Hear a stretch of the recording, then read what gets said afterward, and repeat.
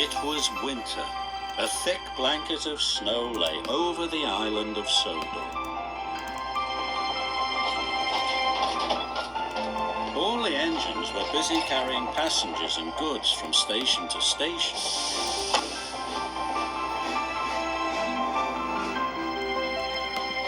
Sometimes they need to warn people they are coming. So steam engines blow their whistles.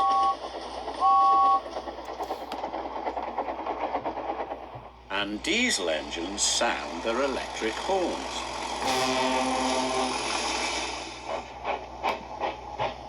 One day, Percy took some trucks to the smelter's yard. He whistled hello to Harry and Bert. But Harry and Bert laughed. "Caught out a whistle," chortled Bert. "Just listen to this." Oh! "Diesels can do everything better than steamies," they sneered. "My whistle's as good as your horns," puffed Percy crossly. "Just you wait and see."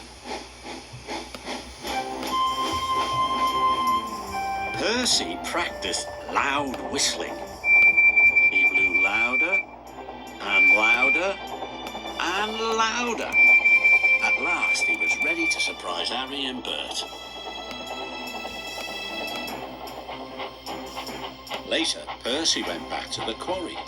He rolled up behind Harry and Bert, took an extra big puff and blew as loudly as he could.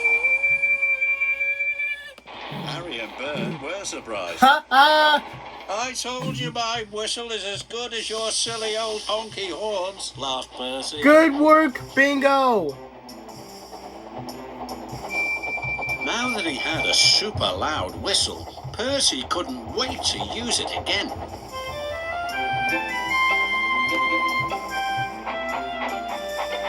When he saw Thomas in the sidings, he took a big puff and blew as loud as he could. Ah! Thomas was cross. "That wasn't funny," he sniffed. But Percy didn't notice. He was too busy having fun. Percy saw Bertie the bus. He took another big puff and blew. Bertie skidded all over the road. "Percy!" he cried crossly. He had nearly caused an accident, but Percy had already chuffed away. That evening, Thomas told Percy to stop surprising his friends. "You made Bertie skid across the road and my truck's got damaged," said Thomas. Percy was sorry. "I won't do it again," he wailed. "I promise." She was tearful. But the next day, Percy was bringing the milk train from the dairy. "I wish I could have one more loud whistle," he said to himself. He couldn't see any people or engines. But there was something else Percy couldn't see. Trevor the traction engine was taking food to the farm animals. With snow on the ground, they couldn't find any grass to eat. Percy took his biggest puff of all and blew.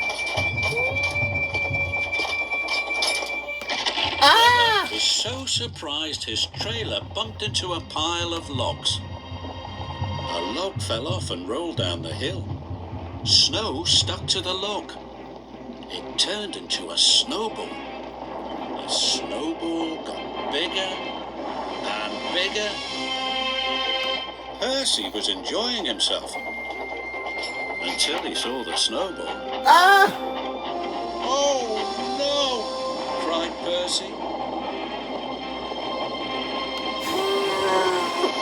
Oh! Luckily, no one was hurt, but his driver was cross. "Now I will have to go for help," he said. Percy waited in the cold. His funnel was freezing and his axles were shivering. At last, Thomas arrived with the Fat Controller. He was very cross indeed. Whistles are for safety, he told Percy, not for playing games. You must only use your whistle when the time is right. Yes, sir, shivered Percy, and he promised to use his whistle properly from now on. The next day, Percy was a very quiet engine indeed. He didn't use his whistle once. But as Percy came out of the tunnel, he gasped. A big snowdrift had slipped onto the tracks. Percy heard Thomas. He was heading straight for the snowdrift. Oh no! If he did not stop in time, he would have an accident. I must warn him, cried Percy. Percy took the biggest puff he had ever taken, and he blew the loudest whistle he had ever blown. Something must be wrong, cried Thomas, and he applied his brakes just in time. Ah! Cinders and ashes, he gasped. Thank you, Percy. That evening, the Fat Controller came to the sheds. Well done, Percy, he boomed. You blew your whistle at the right time and saved Thomas from an accident. You are a really useful engine, and a safe one. Percy was so proud his firebox tingled. Percy uses his whistle safely now, and all his friends are glad to see him.